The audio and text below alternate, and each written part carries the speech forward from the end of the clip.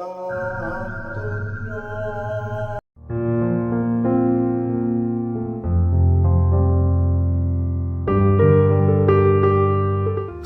anak sulung dari 3 bersaudara yang lahir di tengah-tengah keluarga miskin, Wulan memang dituntut untuk bertanggung jawab memperbaiki kehidupan ekonomi keluarganya. Betapa mulia cita-cita itu. 12 tahun silam, ketika dia memutuskan memilih pergi mengadu nasib ke Hong Kong, sesungguhnya bukanlah karena didasari panggilan hati nurani atas cita-cita luhur itu, tapi keputusan itu diambil hanya semata-mata sebagai pelarian saja. Kesaksian ini dituturkan oleh wanita seorang BMI atau buruh migran Indonesia yang mengadu nasib di Hong Kong. Karena menolak dirujuk, sang suami tega mengguna-gunainya dengan ilmu gantung jodoh. Akibatnya, dia bisa menemukan jodohnya meski sudah lebih dari 11 tahun menjanda. Gantung jodoh.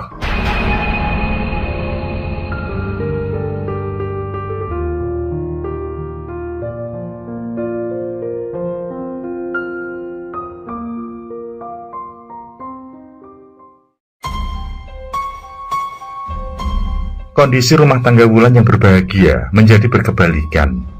Secara mengejutkan, Wahab, suaminya, mengungkapkan jika dia akan menikah lagi dengan seorang janda dari desa sebelah. Wulan tidak bisa menerima keputusan sang suami. Meski lahir dari keluarga melarat, namun dia tidak mau jika dimadu. Dia pun memilih bercerai, padahal sudah memiliki seorang putra berusia 4 tahun. Setelah selesai bercerai, Wulan mendaftarkan diri bekerja di Hong Kong. Sebenarnya, dia sudah ditawari oleh para perekrut tenaga kerja di luar negeri semenjak belum menikah dulu. Tapi dia masih ragu dan belum siap mental jika meninggalkan keluarga dan kampung halaman. Namun kali ini, dia sudah bertekad bulat. Dia harus rela meninggalkan Iwan, anaknya yang masih kecil, juga harus rela meninggalkan ayah ibu yang mulai sepuh.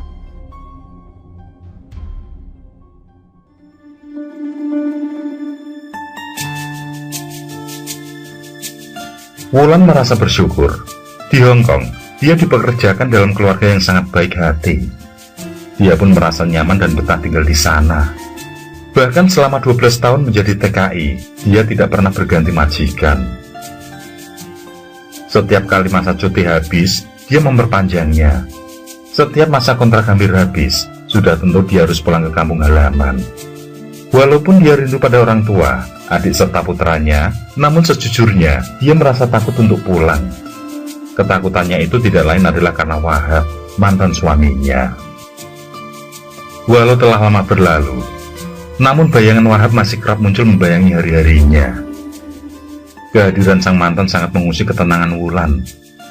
Dia takut jika jatuh ke dalam pelukannya lagi, dan harus merasakan sakit untuk yang kedua kali. Memang, setelah bercerai dengannya, sama sekali Wulan tidak menyangka jika Wahab ingin rujuk kembali.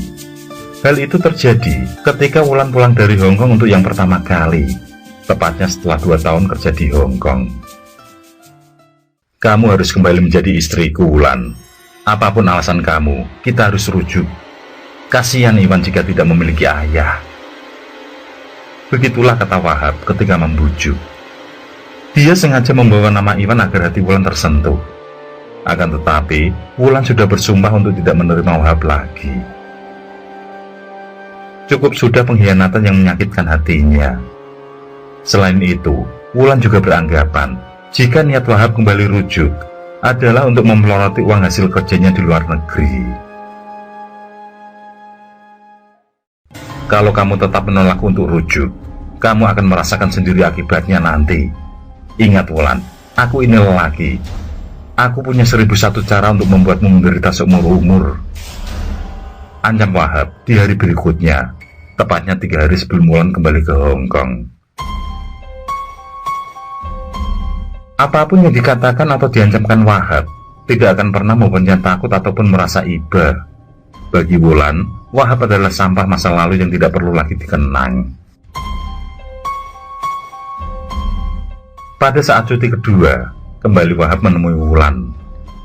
Seperti yang dulu, Wahab mengutarakan niatnya untuk rujuk kembali. Kala itu, Wahab meyakinkan Wulan jika dia telah berubah semenjak berpisah dengan janda yang menggodanya dulu. Dia berjanji akan setia dan akan bertanggung jawab sebagai seorang suami. Hampir saja Wulan tergoda dengan bujuk rayu sang mantan suami. Dia nyaris saja jatuh kembali dalam pelukan Wahab, yang sebenarnya hanya membual. Namun Iwan yang tahu akan hal itu melarang ibunya. Iwan yang ketika itu berusia 8 tahun seolah bisa membaca niat busuk ayahnya. Anak itu menangis hampir sepanjang malam ketika Wulan mengutarakan niat rujuk tersebut. Padahal semula Wulan mengira jika Iwan akan senang atas keputusannya. Atas alasan itulah akhirnya Wulan kembali menolak Wahab. Dan lagi-lagi Wahab melontarkan ancaman yang sama. Dengan penuh amarah, Wahab bersumpah akan membuat Wulan selalu memikirkannya.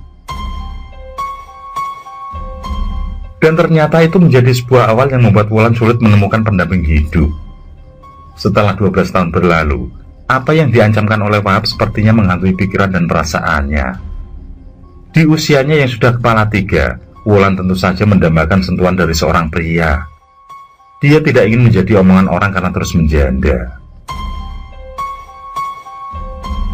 Sayangnya, sudah ada beberapa lelaki yang mendekatinya. Namun mereka selalu mundur tanpa sebab yang jelas. Terakhir adalah hubungannya dengan pria bernama Anto, yang juga seorang TKI di Hong Kong. Perkenalannya dengan pria asal Malang, Jawa Timur itu mulanya biasa-biasa saja. Karena seringnya bertemu saat libur akhir pekan, tidak terasa pertemuan itu lambat laun menautkan perasaan cinta di antara mereka. Hubungan keduanya berjalan normal dan sangat mesra. Meski begitu, mereka bisa saling menjaga diri. Mungkin karena sudah sama-sama dewasa dalam berpikir dan bersikap, sehingga bisa meredam hawa nafsu yang kerap bergejolak. Mereka pun mengucapkan sumpah setia.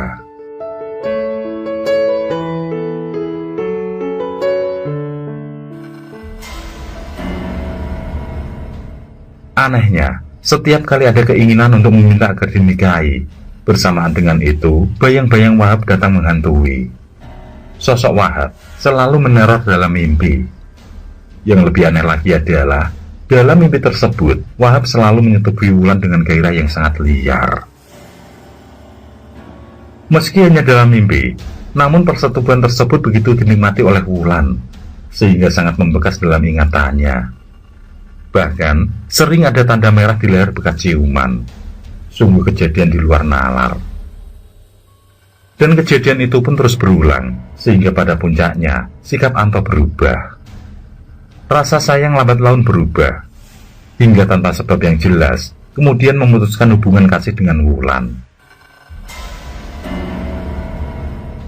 Anehnya, setelah putus dengan Anto, mimpi mesum dengan mantan suami pun tidak lagi singgah dalam tidur Wulan. Dan bukan hanya dengan Anto saja, kejadian serupa juga terjadi pada saat Wulan berhubungan dengan beberapa lelaki sebelumnya. Wahab pasti muncul dalam mimpi dan memaksa melakukan hubungan suami istri. Dan hal aneh selalu terjadi, yakni munculnya tanda merah di beberapa titik leher Wulan, tepat setelah mengalami mimpi tersebut. Wulan berharap mimpi buruk tentang jodoh segera berakhir, dan dia merasa senang ketika pulang cuti bertemu dengan seorang kawan di masa SMP dulu. Dan kisah asmara pun kembali terjalin dengan Pras, yang juga seorang duda. Dalam hubungan ini, Wulan benar-benar sangat berhati-hati. Dia pun mampu melupakan Anto dan Wahab, yang kemudian fokus pada hubungannya dengan Pras. Tetapi sayangnya, cinta itu tidak sempat dipupuk lebih lagi, karena Wulan harus kembali ke Hong Kong. Dia pun hanya bisa menjalin kemesraan lewat video call saja. Rupanya jarak dan waktu tidak menyurutkan perasaan cinta mereka berdua. Seiring berjalannya waktu, cinta mereka pun tumbuh dengan sangat subur. Hingga Wulan pun tidak bisa menahan hasrat ingin menikah dengan Pras.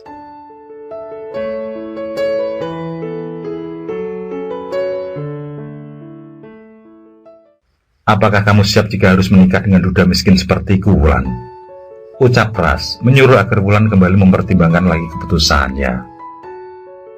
Memang Pras bukanlah orang mampu.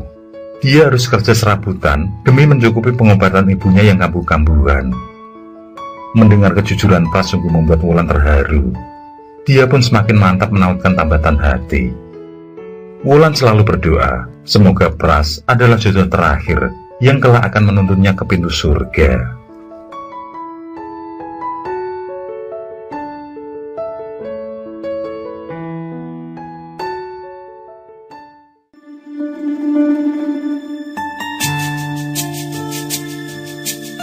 Dua tahun sudah berlalu. Wulan kembali ke tanah air menjalani masa cuti.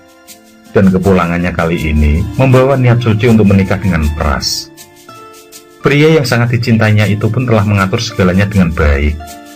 Pras telah mempersiapkan undangan dan rencana pesta resepsi yang sederhana namun meriah. Akan tetapi, manusia hanya berencana dan Tuhanlah yang Maha menentukan. 10 hari menjelang pesta pernikahan, Pras menghembuskan nafas terakhir. Lelaki itu meninggal akibat sebuah kecelakaan yang sangat mengerikan. Sepeda motor yang dikendarainya ditabrak oleh sebuah truk tronton. Jasadnya hancur dan sulit dikenali. Bisa dibayangkan bagaimana kesedihan Wulan atas tragedi tersebut.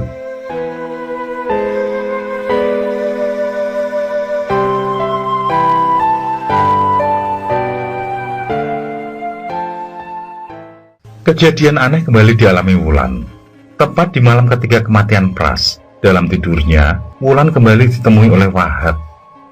Kembali Wahab mengajak bersetubuh dengan dahsyat, yang Wulan pun tidak bisa menolak. Setelah selesai, Wahab berucap, "Wulan, akulah suamimu untuk selamanya. Siapapun lelaki yang berani mencoba menikahi kamu, maka dia akan musnah seperti Pras." Merasa takut jika Wahab kembali menemuinya, setelah 7 hari kematian Pras, Wulan memutuskan kembali melanjutkan kontrak kerja meski masih berduka. Dia yakin jika kematian Pras ada campur tangan dari Wahab. Hal itu tercermin dari ucapan Wahab dalam mimpinya. Dan semenjak pernikahan dengan Pras gagal, Wulan seperti kehilangan gairah hidup. Cinta dalam hatinya seakan terkubur mati. Walau teman-teman BMI di Hongkong menyebutnya cantik dan mengatakan kalau Wulan bisa dengan mudah menjerat lelaki, tapi kenyataannya berbeda. Kini, hatinya sudah beku. Ketakutan kembali ke tanah air juga menjadi sisi tersendiri bagi Wulan. Dia tidak ingin Wahab terus mencambuk kehidupannya. Dalam batin yang tersiksa, bertemulah Wulan dengan Niyar. Dia bukan BMI, tapi seorang gadis yang tengah liburan. Entah bagaimana dia cepat akrab dan cepat dekat dengan Niyar. Dari gadis yang berusia sekitar 20 tahunan ini, Wulan dikenalkan dengan Alan, kakak Niyar. Ternyata, Alan adalah seorang lulusan sebuah pondok pesantren. Tanpa sungkan dan ragu, Wulan menceritakan perjalanan asmara hidupnya pada Alan, meski hanya lewat telepon. Merasa tergugah, Alan pun mencoba membantu kesulitan yang dialami Wulan. Dan karena merasa gangguan itu cukup berat, maka Alan memberikan sebuah amalan serta ritual yang harus dilakukan oleh Wulan. Disuruhnya Wulan melakukan puasa sunnah setiap hari Kamis. Dan yang penting adalah membaca surah Al-Anfal ayat 63. Ayat tersebut dibaca 7 kali setiap selesai sholat fardu. Terutama pada sholat Isya harus dibaca 40 kali.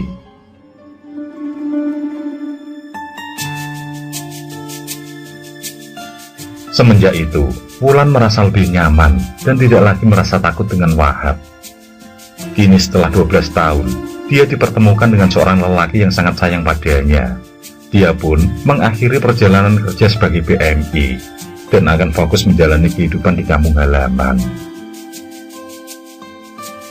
Sebelum mengarah pada pekerjaan yang akan dijalani, Wulan lebih dulu fokus pada kelangsungan pernikahan yang akan dilaksanakan dalam waktu dekat. Di satu sisi, dia selalu minta bantuan Alan dan Niyar untuk membentengi dirinya dari hal buruk. Sementara itu, selama dia tinggal di kampung, tidak sekalipun Wahab menampakkan batang hidung. Dan semenjak dia memutuskan menikah dengan lelaki pilihannya, teror mimpi buruk kehadiran Wahab juga tidak menghantui. Wulan merasa bersyukur, dan dia berharap kebahagiaan segera menghampiri. Dia selalu berdoa yang terbaik dalam kehidupannya mendatang.